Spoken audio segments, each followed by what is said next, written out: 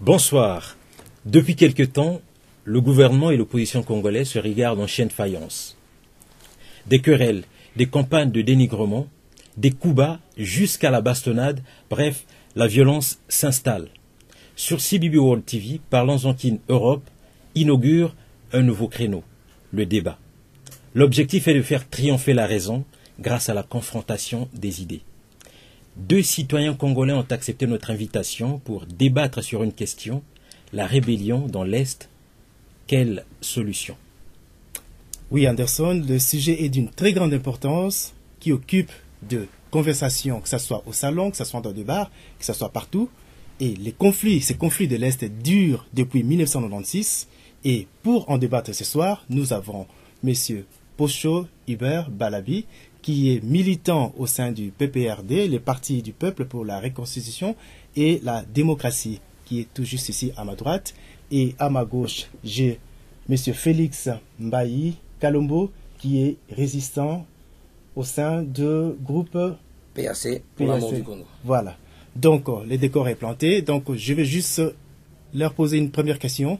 Les deux vont répondre sur la même question, mais je commence par Félix Mbayi. Dites-nous, quelle analyse faites-vous du conflit qui règne à l'est du Congo? Merci beaucoup pour la parole et surtout pour l'invitation. Alors, je crois que tout Congolais commence vraiment à beaucoup s'inquiéter par rapport à tout ce qui se passe depuis plus d'une décennie, disons carrément une décennie et demie à l'est de notre pays. Alors, ce sont toujours les mêmes méthodes, ce sont les mêmes protagonistes, ce sont les mêmes commanditaires. Ça veut dire quoi? Ça veut dire que depuis le Rwanda, il y a un laboratoire qui est apprêté et puis qui forme des personnes, des éléments pour venir détruire la stabilité du peuple congolais. Et ça nous choque. Et donc je crois qu'il faudrait que l'on puisse réfléchir sur le moyen d'arrêter ça. D'accord. Et M. Pocho? Merci beaucoup pour l'invitation et merci pour ces débats. En tout cas, je crois qu'il permettra vraiment d'éclairer une partie de l'opinion, si pas toute. C'est vrai. Je rejoins là en tout cas Félix Mbaye pour dire que ici nous sommes devant une guerre de prédation économique, maquillée en conflit ethno-identitaire. Donc, ce qui est profond et ce qui est réel aujourd'hui, c'est que c'est une agression qui est aménagée dès l'extérieur pour piller les Congos et transformer cela ou maquiller cela en conflit ethnique entre deux tribus qui se trouveraient dans le Nord Kivu. Mais pourquoi des rébellions dans l'Est de la République démocratique du Congo? C'est vraiment à succession parce que ça a commencé depuis longtemps. Non, mais je viens de dire que c'est une guerre de prédation économique. Tout le monde sait très bien que depuis qu'on a découvert le coltan dans le Kivu, il y a toujours une forme de rébellion, en tout cas qui s'organise et qui se crée et on connaît maintenant la main qui est derrière cela, c'est le Rwanda. Nous ne pouvons pas nous les cacher. C'est le Rwanda qui continue tout justement à créer ces rébellions pour se permettre d'aller piller l'est du Congo. Maintenant que je dirais que je peux dire le mal est identifié, qui est le M23. Alors, vous connaissez les M23, que revendique-t-il, M. Félix Mbaye? Alors, je voudrais déjà rectifier quelque chose parce que je ne pense pas que le M23 représente, ce groupe ne peut pas représenter à lui tout seul, au fait, le problème du Congo. Le M23, c'est l'émanation de tous ces grands complots. Ça revient à dire quoi? D'abord, il faut savoir, il faut se poser la question, c'est quoi ce groupe? C'est M23, donc d'après mes renseignements, c'est le mouvement du 23 mars, hein, je crois, si on peut les définir comme tels. Donc, c'est une partie du CNDP de Laurent Nkunda Touareg, citoyen rwandais, qui en ce moment se trouve au Rwanda, d'ailleurs, en liberté, en train de passer du bon temps au bord du lac Tanganyika. Bon, tant mieux pour lui, mais on va résoudre ça plus tard. Et ce mouvement, malheureusement, donc, a été intégré dans l'armée nationale. Et j'avais suivi un jour M. Kamere, du haut de son perchoir, dire que nous n'avions pas de choix que d'intégrer ce mouvement et son leader au sein de l'armée pour éviter tout conflit armé. Donc voilà comment nous avons nous-mêmes introduit une maladie dans notre armée, une armée qui s'est trouvée déjà être très affaiblie et qui n'a plus de nom que l'armée. Hein. Et donc à partir de là, nous avons tout accepté. Donc ça revient à dire que à chaque fois que nos ennemis voudront, ils vont créer un groupe armé, un mouvement armé, parce qu'ils connaissent la région, parce qu'ils y habitent maintenant, parce qu'ils se sont implantés. Donc ils savent que pour pouvoir gagner un peu plus d'argent, il faut massacrer quelques Congolais. Au passage, pourquoi pas violer les femmes. Et donc, du coup, on crée une certaine notoriété. Et donc là, on sait qu'on peut faire du chantage. Et face à un gouvernement qui n'a pas utilisé les moyens pour pouvoir créer et se doter une armée digne de ce nom, le Congo sera toujours à genoux si on continue avec le régime qui est actuellement en place. Donc, c'est là où nous, on va essayer de proposer autre chose. Monsieur Belabi, vous connaissez M23. Qui revendique-t-il comme...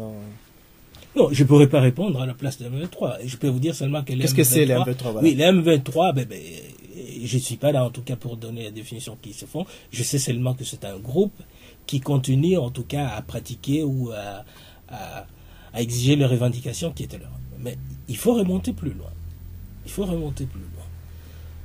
Ce groupe M23 ou les CNDP, c'est quoi? Ce sont les groupes armés que le RCD Goma a apporté au Congo avec l'occupation rwandaise. Voilà. Et à un certain moment, ils se sont mutinés et on a essayé de calmer et d'aller vers la paix en disant, écoutez, nous ne pouvons pas continuer à dilapider les avoirs du pays comme ça, c'est-à-dire verser ça toujours dans la guerre. Nous allons faire la paix des braves, c'est ce qui était demandé, pour qu'il y ait la paix dans ce coin-là. Effectivement, nous savions exactement qui était derrière, le gouvernement savait exactement qui était derrière le CNDP et les M23. Je vous dis ici, ce n'est pas une révélation, avant d'arriver à cet accord du mars 2009, le gouvernement a envoyé une délégation à Kigali. Et je vous révèle ici, quand cette délégation est allée à Kigali, elle a dit ceci au président Kagame: nous savons très bien que vous êtes derrière le CNDP, vous voulez attaquer Goma, nous vous disons ceci, c'est très dangereux. Si vous attaquez Goma, nous allons attaquer Gisenyi. C'est à partir de cela que nous avons essayé de conclure une paix des braves avec le Rwanda. Mais je crois que le gouvernement ne s'était pas entouré des précautions politiques.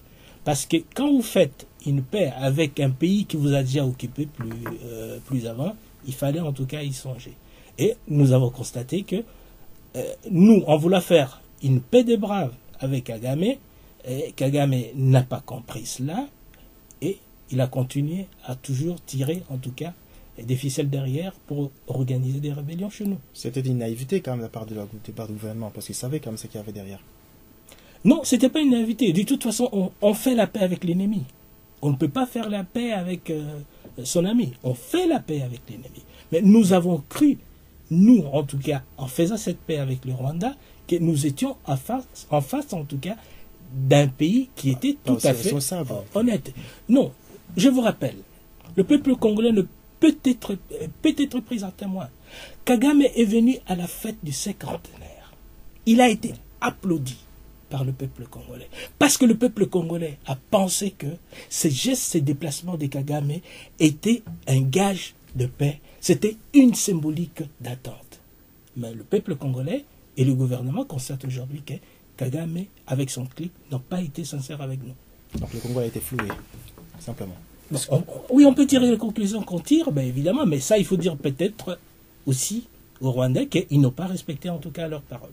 Vous avez quelque chose à ajouter à ce sujet? Oui, je voudrais rebondir en fait sur deux questions. Tout d'abord, j'entends mon aîné Vite, hein. j'entends mon aîné dire que ils ont menacé Kagame d'attaquer Gisenyi, mais je veux savoir avec qui et avec quelle armée. Est-ce que Kagame a peur des éléments congolais? Donc ça, c'est une grande question. Donc je crois que le mal est profond, la première question. Deuxième question, Kagame a applaudi à Kinshasa. Bon, il faut que je voie des images pour un peu comprendre tout ça. Mais là où je trouve qu'il y a eu quand même soit une certaine naïveté, ou soit peut-être que c'est le plan du régime actuel, c'est d'obéir à Kagame. Il faut savoir que ce monsieur a fait attendre le roi des Belges, tant mieux, hein, parce qu'il ne représente pas grand-chose pour moi.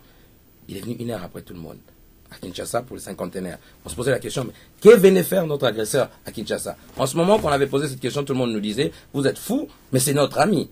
Aujourd'hui, on nous rejoint. Et je me demande pourquoi le régime en place à Kinshasa met du temps à réagir et à nous rejoindre. Ils nous ont toujours rejoints. Donc le mieux à faire, c'est de venir vers nous pour qu'on en discute, parce qu'apparemment, on a de l'avance par rapport Vous à qui, ça. quand vous dites vous? Mais nous autres, les résistants, nous sommes résistants. Et les résistants, c'est qui? C'est la personne qui refuse l'ordre établi parce qu'il considère que c'est un ordre injuste. Et nous disons tout simplement que le Congo vit sous occupation. Et nous l'avons dit depuis 15 ans. Nous le dirons encore et encore. Quand on vit sous occupation, on résiste, on se bat. On ne peut pas passer d'accord en accord. Il nous faudrait nous doter d'une armée, une vraie armée, pour aller finalement fracasser les reins de tous ces petits pays, une bonne fois pour toutes. Félix, ça, on en parlera en fait pour chercher des solutions, que vous allez faire des propositions de solutions par rapport à ces rébellions à répétition. Mais nous voulons également savoir, certainement, vous savez un peu, est-ce que vous connaissez un peu les moyens que ces rébellions ont? Elles sont tenues par qui? Elles sont financées par qui? Lorsqu'on veut abattre un serpent, on vise la tête. La résistance congolaise estime que nous devons pouvoir nommer ceux qui nous détruisent au Congo.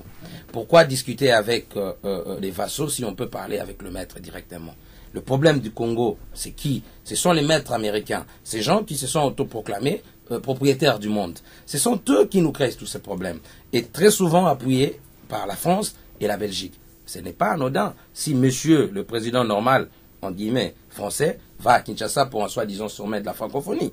Il faut savoir lire tout ça quand on est dans la politique politicienne et quand on est citoyen méprisé et maltraité comme les Congolais. Ça veut dire que nous maintenant, nous devons nous en prendre clairement aux Américains et nous savons comment les atteindre parce qu'on sait discuter avec leurs électeurs. D'ailleurs, ils vont vers les élections. On aurait pu avoir un vrai lobby et peser déjà sur ces élections. Mais en dehors de ça, il y a d'autres choses qui ne vont pas être dites ici. Mais il faut toucher ces gens-là et puis leur démontrer que, bon voilà, il faut laisser le Congo en paix. Malheureusement, je trouve regrettable que le Rwanda, un tout petit pays, ait pu avoir un poids diplomatique plus que le Congo. Que font les politiciens congolais si ce n'est de se partager de l'argent? Voilà. Et c'est la question même, donc vous m'entendez la perche là, donc Monsieur Belabi, vous représentez le PPRD.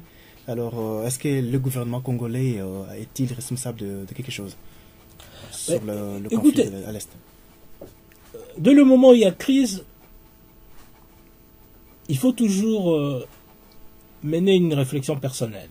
C'est-à-dire, bon, même si la poisse vous arrive, vous pouvez dire peut-être c'est la poisse, vous devez analyser pour dire, écoute, bon, peut-être aussi j'ai une part de responsabilité. C'est vrai, je l'ai dit. Est-ce que le gouvernement s'était entouré des précautions politiques suffisantes pour éviter ces nouveaux clashs?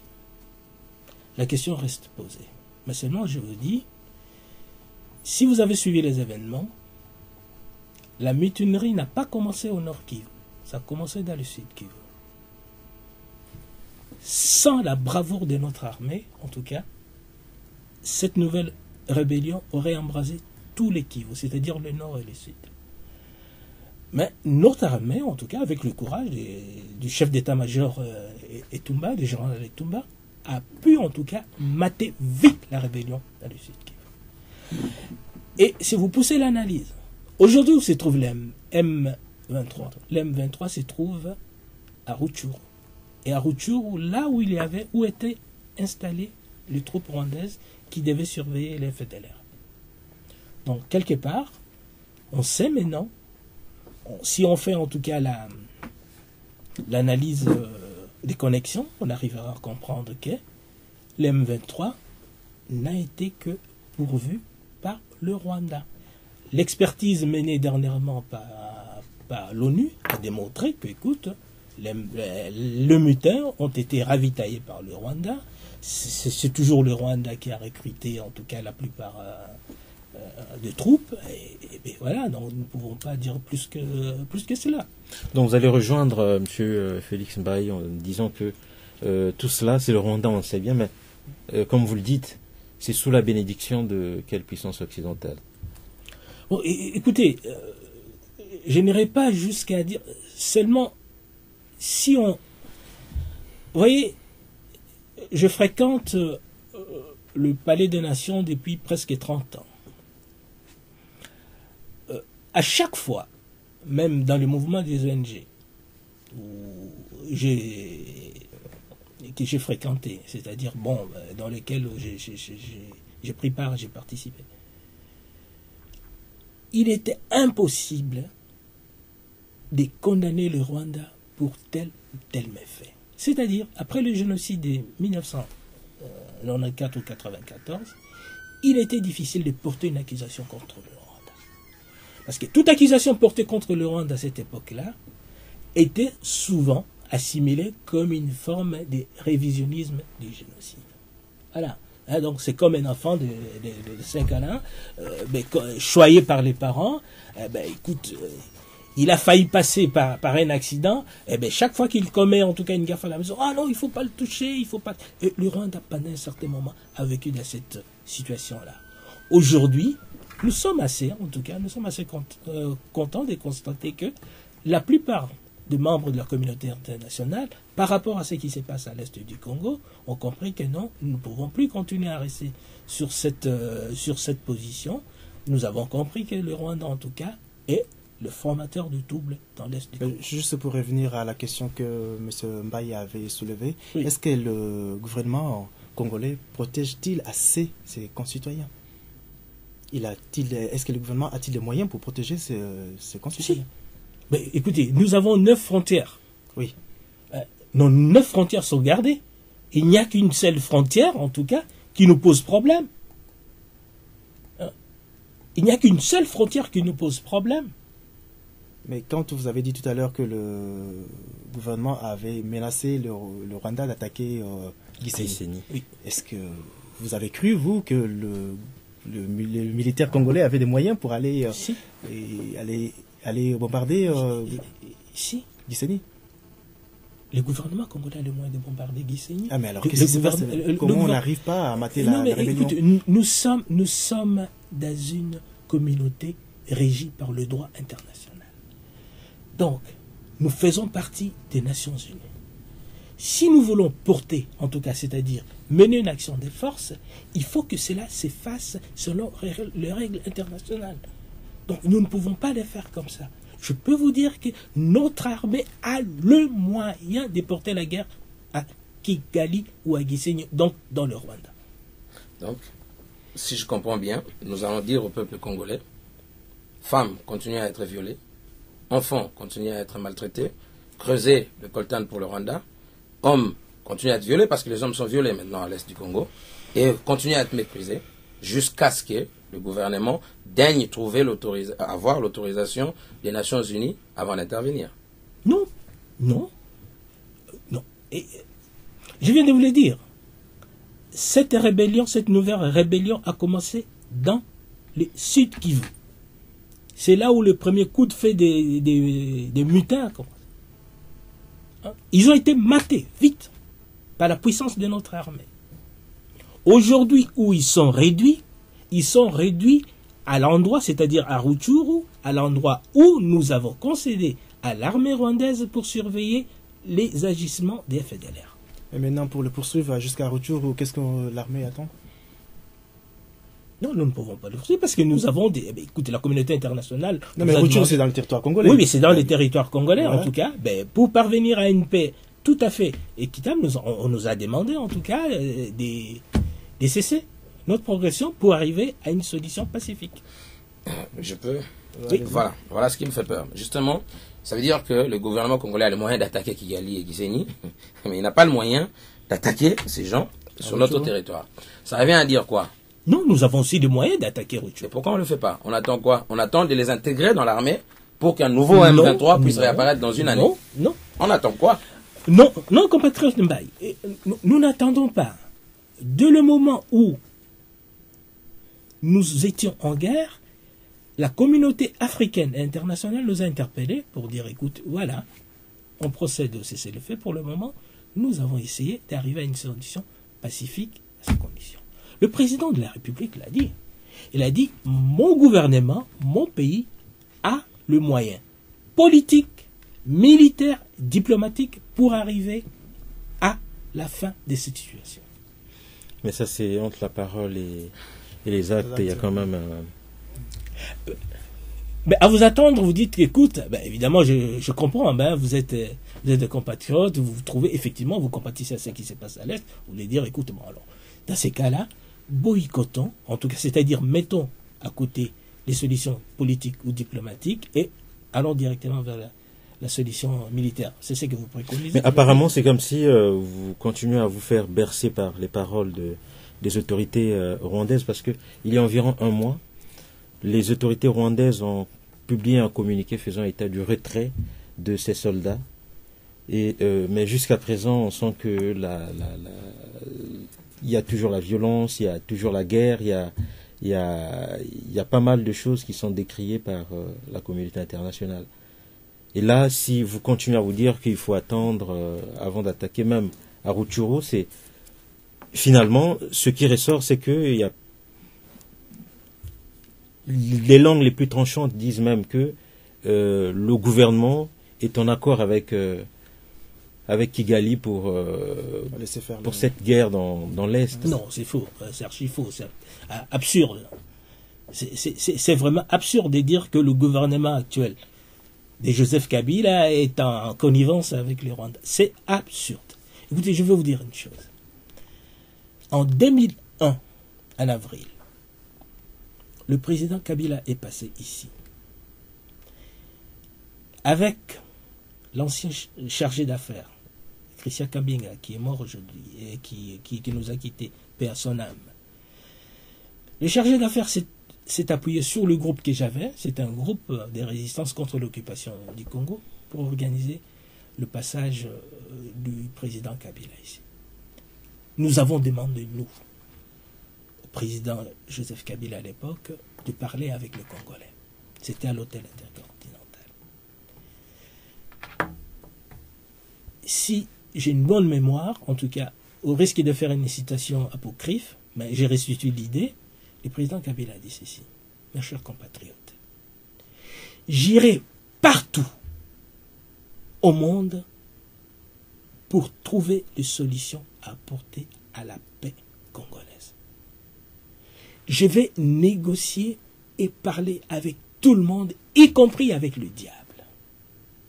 Ceux qui ont pris part à cette rencontre entre le président de la République et la communauté congolaise peuvent le témoigner. Nous avons une situation de guerre. S'il y a une opinion qui dit, écoute, il faut faire l'action militaire, oui, mais je vous dis, nous sommes dans une communauté internationale, il y a des règles pour mener les guerres. S'il y a d'autres nations qui ne les respectent pas, mais ça, peut-être vous pouvez m'attaquer sur cela en disant, écoute, le Rwanda, lui, qui fait partie de la communauté internationale, ne respecte pas cela. Mais nous disons, en tout cas, nous devons faire en sorte que, bien qu'agressés, nous puissions à la fin avoir toujours raison. Je vous l'ai dit, les Congos ne restent pas le bras croisé. L'action militaire a été tentée, on peut quand même conclure qu'il y a eu un échec, mais maintenant l'action politique peut-il aussi être enclenchée? Non, l'échec, vous le trouvez où?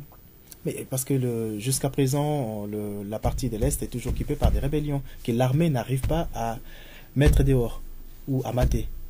Non. Je sais pas. Non, il y a une rébellion qui est née au mois d'avril. Il y en a beaucoup. C'est la principale, elle est celle-là. Mais il y en a quand même beaucoup qui sont tout autour de. Aujourd'hui, en tout cas, devant la communauté, sur notre planète, ouais. C'est-à-dire dans l'est du Nord Kivu, nous avons la rébellion qui s'appelle M23. Il n'y a pas d'autres rébellions sur le territoire congolais pour le moment. Les solutions politiques, Vous en avez les solutions politiques, parce que les solutions militaires plutôt a été essayées. Maintenant, le solution politique? Vous envisagez de tenter une solution politique, une action politique vis-à-vis de M23? Qu'est-ce qu'il faut proposer? Nous nous sommes confiés. L'Union africaine nous a demandé de nous confier au président Yoweri Museveni, qui préside la conférence internationale sur la région des Grands Lacs, afin tout justement de faire attendre notre raison à M23. Je crois que le président Museveni a reçu les dirigeants d'M23 sur cela. Êtes-vous du même avis que M. Pochot? Non, je crois que je peux contredire plusieurs choses, notamment, si vous me permettez, quand même. Allez-y. Je parle du lobbying congolais. Donc, je crois que mon aîné dit que le Congo a fini par se faire entendre, alors qu'on ne pouvait pas condamner le Rwanda.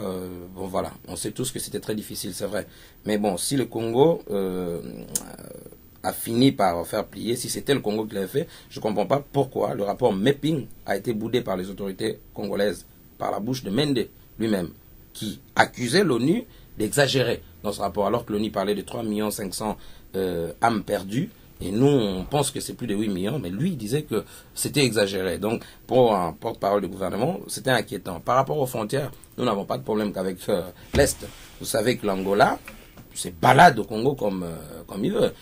Les soldats angolais vont même jusqu'à Kitona, et puis ils repartent chez eux. Ils ont occupé Kayemba, je ne sais pas quelle est la situation actuellement, mais il fut un temps où ils sont entrés, ce drapeau angolais a flotté à Kayemba. Donc nous avons de soucis avec beaucoup. Et je pense que même, il faut vous méfier même de la Zambie.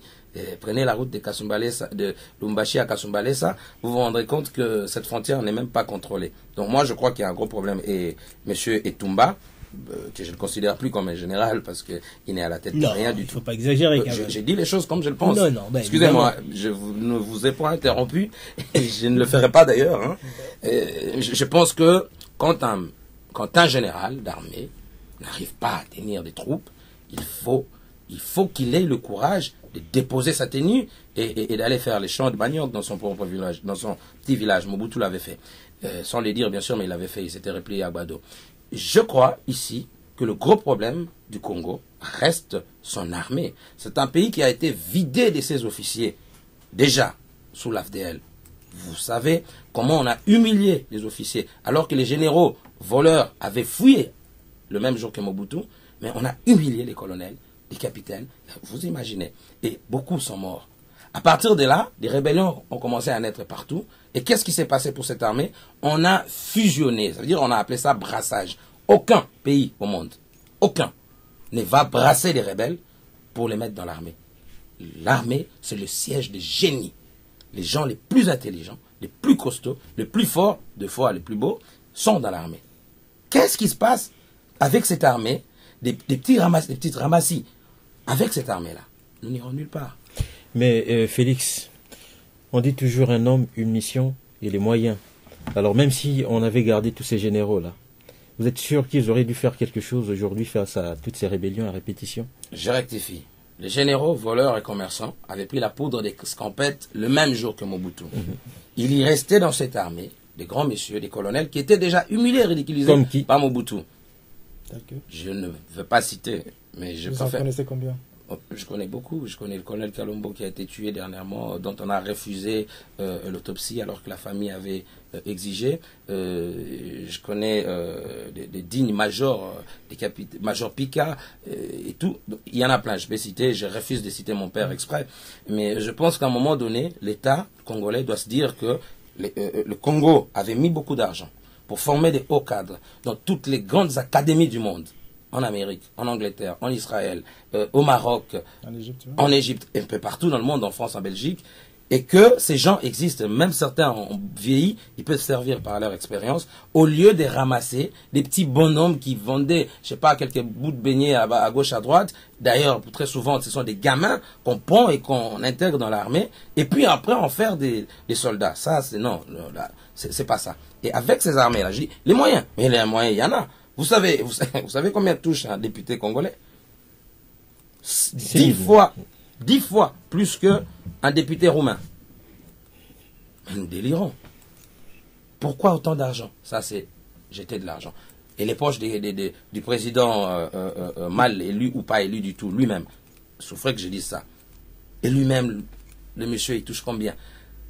C'est beaucoup d'argent jeté. Le Congo a de l'argent, le Congo a des moyens. Ça, c'est pas un souci. Et je crois que ça fait 10 ans hein, qu'on a la même personne à la tête du pays, mais on forme un officier militaire en combien de temps?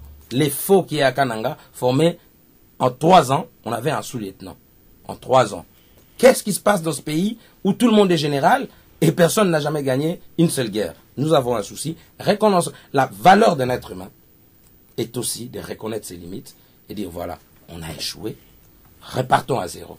Hubert Pochot, je pense que donc par rapport à ce que dit Félix Mbaye, est-ce que il faut revoir à la hausse le budget alloué à l'armée?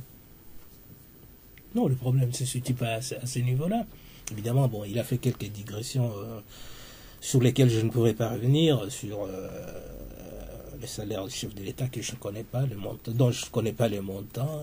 Et ceux des parlementaires. Oui, des parlementaires, évidemment. En tout cas, par rapport aux propos d'aujourd'hui, je crois que c'est tout à fait difficile. Notre armée est équipée comme une armée doit l'être. Je vais vous dire une chose. Au jour d'aujourd'hui,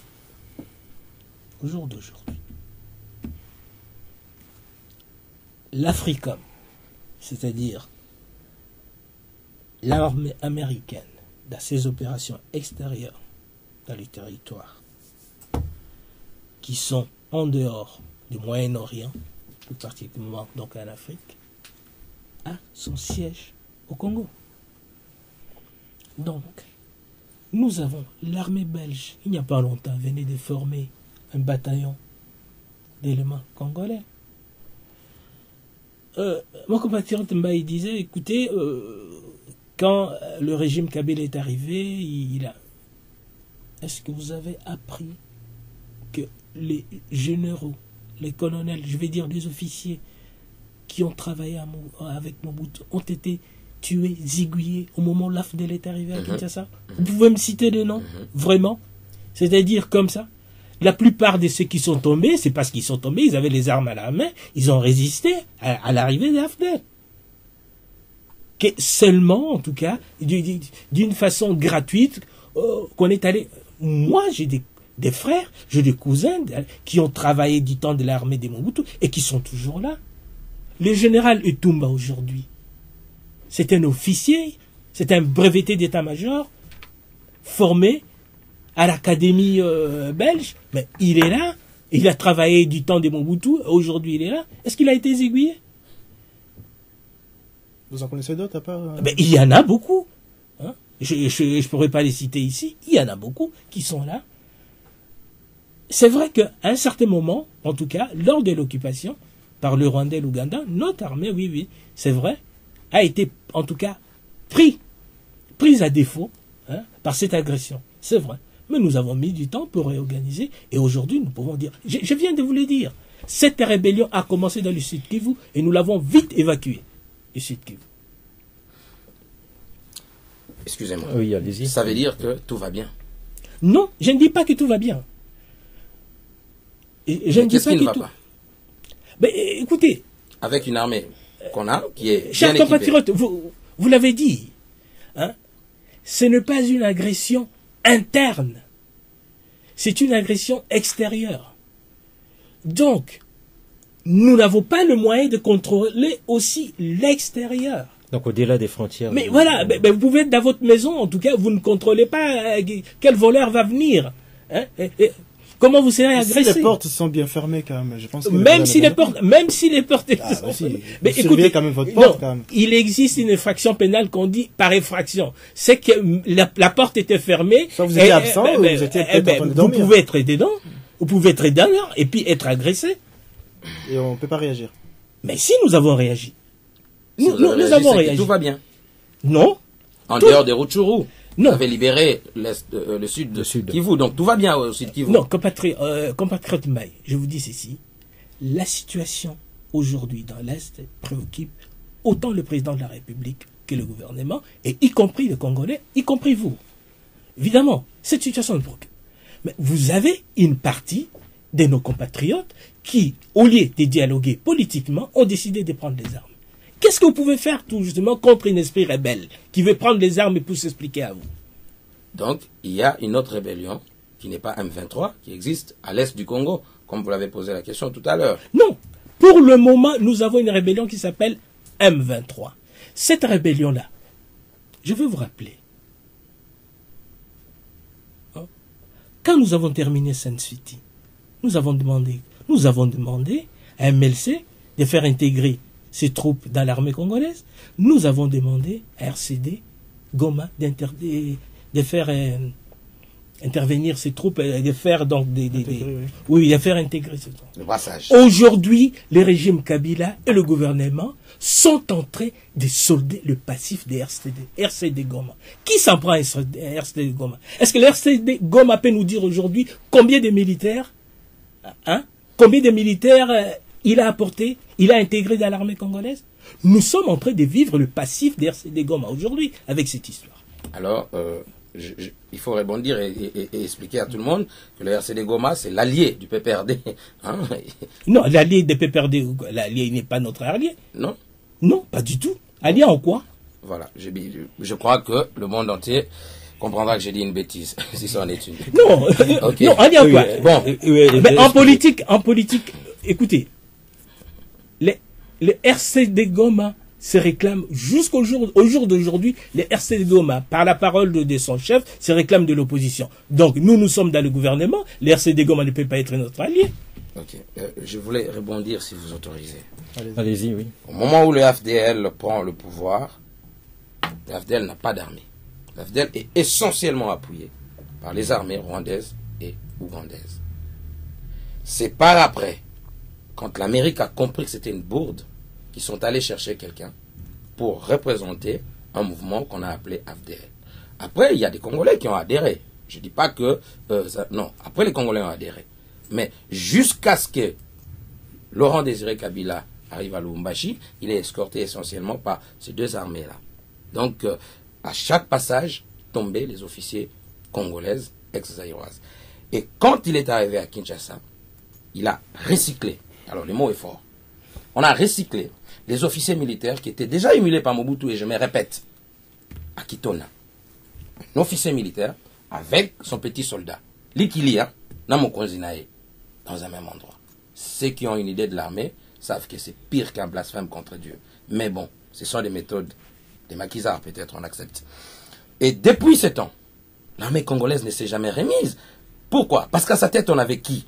On avait l'actuel ministre de la Défense du Rwanda, James Kabarebe, que certains appelaient Kabare, pour dire qu'il était congolais. Mais quand nous avions crié pour dire qu'il n'était pas congolais, et que cette armée-là était l'armée mono-ethnique rwandaise sur nos terres, et dans les lots, il y avait un certain commandant Hippo, Joseph Kabila, dans le lot, qui est président de la République aujourd'hui. Écoutez, moi, je ne suis pas un enfant de cœur. Ma tête est mise à prix, et je m'en fous. Elle ne coûte pas beaucoup. Elle ne coûte pas... Ah, mais vous savez, un jour, quelqu'un dans votre ambassade m'a dit, aucun dessous Kinshasa. Non. Ah, voilà. Donc, je voulais revenir par... Excusez-moi, juste ça. Vite. Juste, je suis étonné de voir que pour attaquer Rutshuru, on n'a pas le moyen. Mais non. Pour attaquer... Non. Bon, on n'ose pas. On n'ose pas. Oui. Mais pour attaquer les Enyélé à l'Équateur, on a les moyens. Pour attaquer les Bundu à Congo, un mouvement civil, on a les moyens. Pour attaquer John Chibangu, on a 600 hommes, mais je ne comprends plus. Alors. Non, écoutez, on dit toujours la comparaison n'est pas raison. Voilà, écoutez, le mouvement qui se sont élevés, les mouvements insurrectionnels, que ce soit à l'Équateur, que ce soit dans le Bas-Congo, si vous vous rappelez très bien les rapports faits par la MONUC à l'époque, la MONUC a conclu en quoi? Que l'acte du gouvernement était légitime, mais qu'il y a eu disproportion dans l'utilisation de la force. Ça veut dire? Bon, ça veut dire que l'acte du gouvernement, le gouvernement devait utiliser la force pour établir l'ordre public, mais qu'il a exagéré, en tout cas, dans le moyen utilisé. Oui, mais je vous l'ai dit, vous pouvez trouver ces rapports de la MONUC. Quand Boudou Diakongo a commencé, vous savez combien de fois le gouvernement a tenté de parler avec leur chef pour dire, écoutez, allez trouver vos troupes.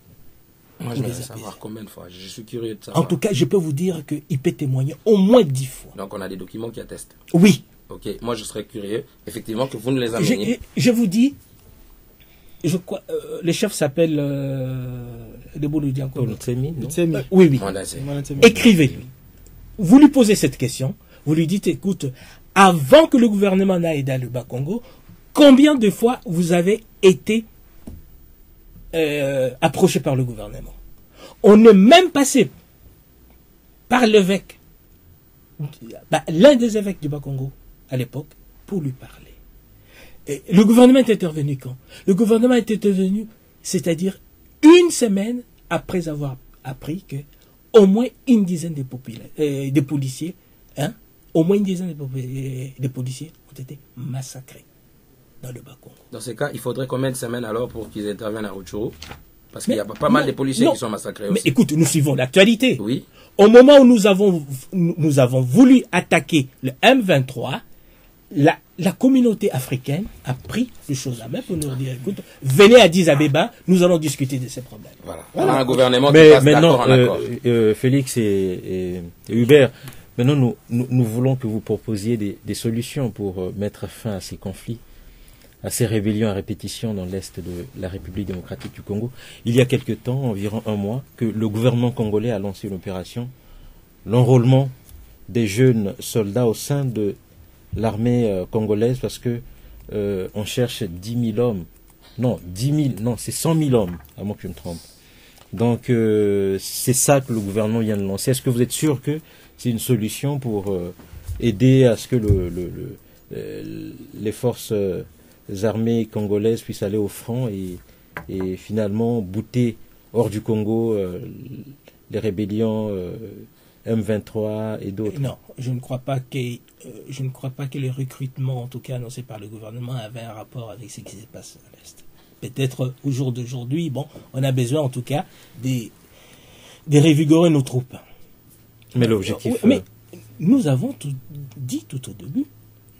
au début que cette rébellion a une main derrière, et cette main, c'est une main étrangère, c'est le Rwanda. Voilà. Donc nous faisons en sorte que il faut en tout cas désarmer l'armée extérieure, c'est-à-dire les dissuader le Rwanda et continuer à soutenir cette rébellion. Et vous verrez très bien que le MV3 va disparaître. Par quel moyen vous allez dissuader le Rwanda de ne plus renforcer les rébellions? Eh bien, nous utilisons les moyens diplomatiques. Lesquels, par exemple? Écoute, nous avons saisi le Conseil de sécurité pour cela. Nous l'avons fait. Nous avons fait intervenir les pays amis, donc c'est-à-dire la Belgique. Nous avons fait intervenir la France. Et jusqu'aujourd'hui, je crois que hier 27 septembre, oui, à New York, le ministre belge des Affaires étrangères, Didier Reynders, en tout cas, a demandé au Rwanda, en tout cas, d'avoir une volonté politique pour arrêter le soutien à M23. Mais l'enrôlement qui a été lancé, c'est à quelle fin finalement? Parce que vous dites que c'est pas pour bouter hors du territoire congolais. Écoutez, une armée renfloue ses troupes au fil d'un cycle. Si au bout de 5 ans, si les derniers recrutements dataient des 5 ans, évidemment, au bout des 5 ans qui arrivent, il faut voir, parce qu'il y a d'autres qui doivent partir à la retraite, et donc il faut de nouvelles valeurs pour rejoindre l'armée. Mais ça n'attire plus la jeunesse surtout, parce que c'est mal payé, c'est quelques poignées de dollars, et pour aller au front, donner son sang. J'aurais souhaité que vous parliez du franc congolais, mais non, nos militaires sont payés en franc congolais. Voilà, donc ils sont pas payés en dollars. En tout cas, ça je ne crois pas. Voilà, parce que à part des solutions militaires, oui. Est-ce qu'il y a-t-il des solutions politiques à proposer au M23 pour essayer de ramener le calme dans l'Est du Congo? Écoutez, le M23 se fait passer comme des militaires. Ils ont créé un bureau politique. Non, voilà, j'ai dit, le M23 d'abord, il s'est fait passer comme des militaires. Et ils doivent savoir, si ce sont vraiment nos compatriotes, si ce sont des militaires, ils sont dans une armée, et que la première règle de l'armée, c'est la discipline.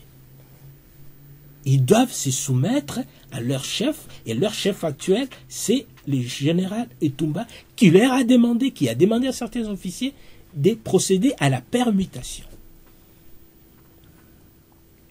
Voilà. Ils n'ont pas voulu respecter cette règle. Et on a tout fait, en tout cas, pour les amener à la raison. Ils n'ont pas voulu. Ben voilà, ils se sont rebellés. Que voulez-vous qu'on puisse encore leur demander? Nous leur demandons seulement de se soumettre à la discipline Donc militaire. pas de dialogue avec le M23. Comme ça a été fait dans 1990, en 2003, par des accords à Manille. Il y a eu beaucoup d'accords signés, 96, 2003. Je n'ai pas toutes les dates en tête, mais il y a quand même des accords qui ont été signés sur le plan politique. Maintenant, est-ce qu'il y a-t-il aussi une solution politique? Je ne saurais pas vous répondre, hein, parce que je ne sais pas exactement ce que le gouvernement propose, mais en tout cas, à attendre l'opinion. Non, le coup de M23 ne mérite plus dialogue. Ils doivent se soumettre, en tout cas, au droit congolais, c'est-à-dire à la règle, la discipline militaire, et puis revenir. S'ils veulent être un mouvement politique, ils ne peuvent pas être un mouvement politique armé, parce que notre démocratie ne le permet pas. Y a-t-il des solutions politiques à apporter? Tout d'abord, je m'attarde sur la dernière phrase de mon aîné. Notre démocratie ne le permet pas, non. Vous savez comment, ces 15 dernières années, on a créé l'élite politique au Congo? On a créé l'élite politique. Donc ça veut dire qu'à chaque fois qu'un personnage a pris une arme à feu, on a transformé son mouvement en groupe politique, on a négocié avec, on a intégré les autres dans le brassage, et s'il y en avait un ou deux qui savaient lire et écrire, bon ça y est, bon voilà, lui il est politicien, il venait à Kinshasa, il avait un poste. Même après les élections 2006, c'est comme ça que Nkunda Batouare a imposé sa volonté, et là tout le monde avait dit qu'il fallait négocier avec lui, après les élections. Donc la classe politique congolaise est ainsi faite depuis les 15 dernières années. Partout dans le monde, l'élite politique est formée dans des grandes écoles, dans des grandes universités, dans des associations, dans des partis politiques. Au Congo, il faut prendre une arme à feu, tirer sur un bonhomme, violer sa femme, après on a une autorité, et on vient à Kinshasa, on est respecté. C'est ça, tout l'entourage de toutes ces personnes-là. Opposition, ceux qui sont dans l'opposition dans l'hémicycle, comme les Roger Lumbala, sont arrivés comme ça. Ceux qui sont au pouvoir, comme les Joseph Kabila, enfin moi je ne l'appelle pas comme ça, sont arrivés au pouvoir par ce moyen-là. Donc ça veut dire que vous ne pouvez pas demander à un Congolais aujourd'hui de faire différemment. Le petit Congolais du coin, s'il veut devenir politicien, il prendra les armes. Pourquoi il ne les ferait pas? Parce que ça, c'est la recette qui paye. Nous disons que trop, c'est trop. Il faut arrêter avec cette façon de voir les choses. J'ai entendu mon aîné citer Museveni et la conférence internationale de la région des Grands Lacs. C'est qui Museveni? C'est le parrain de Kagame. Museveni a attaqué le Congo et est encore sur le territoire congolais sous prétexte qu'il cherche ses rebelles. Ça veut dire que le Congo est une porte ouverte où chaque voisin un peu énervé, on lui dit viens, va chercher tes rebelles toi-même. Alors on entre, on cherche les rebelles, au passage on tue 2 Congolais, bon on ramasse du coltan, on retourne chez soi. Voilà le Congo, mon pays, votre pays, le pays de mon aîné. C'est ça le pays? Non. Et Museveni, c'est pas quelqu'un chez qui on va aller discuter. Non, c'est notre agresseur. Il va encore nous faire plier. Comme les Rwandais ont dit, on n'est pas mêlés dans tout ça, mais il faudrait écouter la revendication de ces gens-là, d'origine rwandaise, des rwandophones. Ce sont des blagues. Pourquoi ils font ça? Pardon? C'est tout simplement parce qu'ils savent qu'en face, il n'y a personne pour faire le bras de fer. La solution n'est pas dans ces recrutements sauvages, qui ressemblent de plus en plus à des enlèvements. Si vous suivez l'information à Kinshasa, il y a des quartiers où les gens ne sortent plus. Non, une armée ne recrute pas toutes les 5 années. Une armée recrute chaque année. Ça veut dire au besoin. Non, c'était un exemple que je donnais. Je ne dis pas. Voilà. Ah, ok. Voilà, c'était un exemple pour dire qu'à un certain moment, on peut constater qu'il y a un certain nombre, en tout cas, il faut renouveler les effectifs. Ah, ok. Voilà. Félix, allez-y. Voilà, j'ai bien compris. La solution, oui. Donc, voilà, on recrute toutes les années, on forme les gens. Que propose le... Alors, ce que nous, en tant que résistants, nous proposons, en ce moment, c'est que tous les fils du Congo, de quelque parti que ce soit, après, dans ces partis-là, il y a beaucoup de punaises, des parasites. Dans beaucoup de partis au Congo, il y a beaucoup de parasites. Ces parasites retourneront chez eux, tôt ou tard, de gré ou de force. Nous ne garderons que les étrangers qui sont avec nous. C'est comme ça que ça se passe dans le monde entier. Même en Suisse, si tu trahis la Suisse, ben voilà. Des fois, tu trahis pas, on te récupère ton passeport et tu retournes chez toi. Ça arrive ici en Suisse. Donc, nous allons lancer un appel, et nous lançons déjà, pour que chaque citoyen congolais qui est prêt à défendre sa nation puisse rejoindre l'armée des Congolais. Et après, nous allons nous arranger parce que ce pays-là a des armes. Au Congo, il y a des armes. Et après, nous allons attaquer nos ennemis. Donc vous êtes pour l'enrôlement des jeunes Non, je suis pour les volontaires, D'accord. adultes et vaccinés. Vacciné. Voilà, adultes et vaccinés. Et quand on aura ces adultes volontaires qui vont adhérer, ils auront confiance. Et pour cela, il faudrait que la vraie classe politique puisse émerger pour qu'il y ait symbiose entre l'élite politique et la base, la population. C'est comme ça que l'armée aura suffisamment de force. Pourquoi un militaire irait mouiller sa tenue et de surcroît avec son sang pour que ces gamins restent à la merci de la nature afin que les parlementaires aillent abuser de leurs enfants orphelins? C'est ce qui se passe. Le Congo, c'est une jungle. Et la jungle, il faut l'arrêter. Donc nous allons lancer un appel, comme nous l'avons déjà fait, on va réitérer, pour que les gens puissent adhérer à l'idée d'aller renforcer une armée nationale faite des Congolais. Comme ça, une fois que cette armée sera mise sur pied, avec plus de 200 000 hommes... L'armée sera mise sur pied par qui? L'armée sera mise sur pied, parce que, en fait, quand j'ai dit cet appel-là, ça veut dire quoi? Moi, je compte sur les citoyens congolais, Qui sont de au tous pays bords, ou bien à qui l'extérieur sont du pays? en deux phases. D'abord, D'abord au pays, d'abord. place, hein. Parce que je dis qu'il y a des armes au Congo.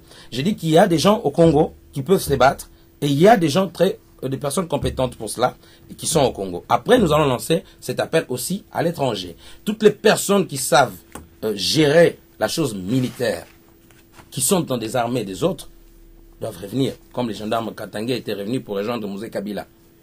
Ça doit se faire comme ça. Et seulement à partir de ces moments, nous allons frapper. Vous savez, dans le monde entier, cette histoire de diplomatie ne marche pas avec les petits pays. Non. Quand la Palestine veut badiner, Israël frappe, et Israël n'écoute pas parce que la Palestine n'a pas suffisamment de moyens pour frapper Israël. Je ne vais pas rentrer dans ce débat qui n'est pas un débat bantou. Voilà. Mais c'est pour dire qu'il faut des rapports de force. Pourquoi Kagame pliera s'il sait qu'il peut coller 2 gifles à n'importe qui au Congo, quel que soit son nom, et puis qu'il va dire maître, j'ai compris. Mais le jour qui viendra, et qui verra qu'il a un mouvement de judo et que ses petites jambes vont survoler le sol à une hauteur considérable pour être écrasé par la tête, Kagame va réfléchir. Et Kagame sait que le Rwanda n'est pas un pays militaire. Il le sait. Et il compte sur la division et la destruction. Parce qu'ils ont placé des gens à tous les endroits. Vous savez combien il y a d'officiers Tutsi rwandais dans l'armée congolaise? Vous n'allez pas... Mais c'est la même Félix, armée dont vous réclamez que les jeunes puissent se rejoindre. Mais justement, non. Mais Parce alors, que nous parlons de l'armée libre. Ça veut dire que maintenant, je vous dis très clairement, Voilà. moi, je suis contre le monsieur qui se fait appeler Joseph Kabila. Ce n'est pas avec lui que nous allons amener le Congo dans une libération. Je suis contre le monsieur Feignant Etumba, qui n'est pas un général qui doit retourner aller planter du manioc dans son village natal. Je suis contre tous ces phénomènes-là. Je suis pour Félix, une nouvelle armée. Qu'est-ce qu'il faut faire pour attirer les jeunes à l'armée? Parce que il faut quand même un bon salaire, il faut du matériel efficace pour lutter contre... Une bonne formation, il faut de Et puis une moyens. bonne Il faut une formation. formation. Oui. Pour l'instant, les officiers, nous les avons. Un officier, c'est quelqu'un qui trace des plans, qui connaît le terrain, qui sait comment expliquer aux jeunes comment aller au fond. Un soldat peut se former très rapidement, en 3 ou 6 mois. Un soldat à Likili. Très rapidement, on le met sur le terrain. Mais j'ai dit, on prend des personnes qui sont motivées. Et donc, pour cela, il faudrait que les gens, il y a à Kinshasa des gens qu'il faut écouter et qui sont prêts, des politiciens intelligents, comme Fumutoto, comme Luyeye Norbert, qui sont prêts à prendre cette affaire en main, parce que ceux qui ont de l'argent et qui bouffent l'argent du Congo Pour n'ont vous, pas envie. c'est la seule solution, c'est-à-dire rejoindre que l'armée. C'est la seule solution que vous proposez. Non, Il n'y en a j'ai- pas d'autre. Après, il y a une solution Laquelle? politique. Oui, Et laquelle? cette politique, je dis, il faut la faire sans ceux qui ont détruit ce pays-là. Faire émerger, d'abord, Allez-y, vous savez, vous nous avez discutons été d'un ministre. sujet ici, en omettant tout simplement de dire que le gouvernement actuel n'a pas la confiance du peuple, parce que c'est un gouvernement qui est passé en force, tout simplement, qui a triché les élections. Non, pas du tout. Excusez-moi, comment vous avez les rapports? on est- Excusez, on est- non, non, on est obligé. Nous ne sommes pas encore sûrs. Ah, ok. Ça, on aura un autre débat. ça. Oui, oui. Ça, sur c'est les élections, je- déjà je- passées. ouais, ça, c'est un numéro inaugural. Je serais ravi Oui, ça va venir, d'amener oui. tous les documents, je dis bien tous les documents, et je voudrais que mon aîné fasse de même. Maintenant, pourquoi je parle de ça? L'armée, le moral des hommes en uniforme, n'est au zénith que lorsque les dirigeants sont en confiance avec la base. Sinon, c'est impossible. D'accord. Vous voulez réagir Vers Pochot. rapidement? Non, il y a pas mal d'amalgames qu'il est difficile de réagir. Bon, qu'il y ait des officiers qui veulent relever notre armée, ben évidemment, ils sont les bienvenus. mais je me demande où est-ce qu'ils sont. Aujourd'hui, peut-être il n'y a que, c'est pas la résistance qui connaît les vrais officiers, mais je crois qu'il y a une part, notre pays, le Congo, ne peut pas dire que c'est un pays exempt des défauts, des difficultés. Oui, mais seulement, il faut procéder à des analyses qui sont des analyses réelles, factuelles. Vous avez 10 ans pour ça. Oui, c'est vrai. Ben, évidemment, nous avons 10 ans. Ben, écoute, même les pays qui marchent, on connaît tout. Vous savez, la légitimité politique, c'est comme un tricot. Vous le confectionnez aujourd'hui, il se détricote la nuit et il faut reprendre. C'est ça la légitimité politique. Vous ne pouvez pas réussir en politique directement en disant, écoutez, ben, moi, j'ai été élu, je vais conduire. Non. La légitimité politique se construit chaque jour. Et ça se détricote chaque jour. Il faut revenir, il faut remettre l'ouvrage sur le métier. C'est comme ça qu'il faut être en politique. Donner des solutions, madame, pour que le... Mais il en a déjà donné des solutions. Voilà, les solutions. Nous avons en face de nous une mutinerie, une rébellion. Ça, c'est le constat qu'on a fait. Voilà, effectivement. Maintenant, quelle solution la solution, peut-être, c'est de chercher à demander à ceux-là des M23 de revenir à la raison. Pour vous, c'est la solution. Alors, évidemment, s'ils reviennent à la raison, s'ils déposent les armes, une question, Félix Mbaye, parce que nous sommes presque à la fin. Est-ce que vous êtes prêt d'aller vous battre pour le Congo une fois si on lançait un appel comme celui-là à la diaspora aussi bien qu'à ceux qui sont à Kinshasa? C'est nous qui avons lancé cet appel depuis la diaspora. Êtes-vous prêt à aller Je suis prêt. Vous savez, il y a un moment où on dit, il faut savoir se jeter à l'eau. Tout combat que vous ne menez pas, c'est un héritage pour vos enfants. Moi, j'ai mes gamins. Moi, je sais que tôt ou tard, ici dans ce pays, on leur dira, retournez chez vous. Si on va me dire chez moi, dans mon pays, retourne chez toi, ça commence à devenir un grand souci. Il fait beau être étranger au Congo pour être respecté. Non. Moi, je suis prêt. Et avec mes amis, nous sommes prêts. Nous sommes prêts pour aller défendre notre pays. Mais je voulais quand même poser une question, en fait, à mon aîné. La conférence internationale sur la région des Grands Lacs, c'est une plateforme qui regroupe tous ces pays de l'Est plus le Congo. Je ne sais même pas pourquoi on les appelle Grands Lacs, parce que ils n'ont pas des Grands Lacs. C'est nous qui avons les Grands Lacs. Et ils ont un petit bout des lacs. Maintenant, ma question. Là-dedans, il y a le Rwanda. Qu'est-ce que cette plateforme dit aux Rwandais? Ah oui, non. Écoutez,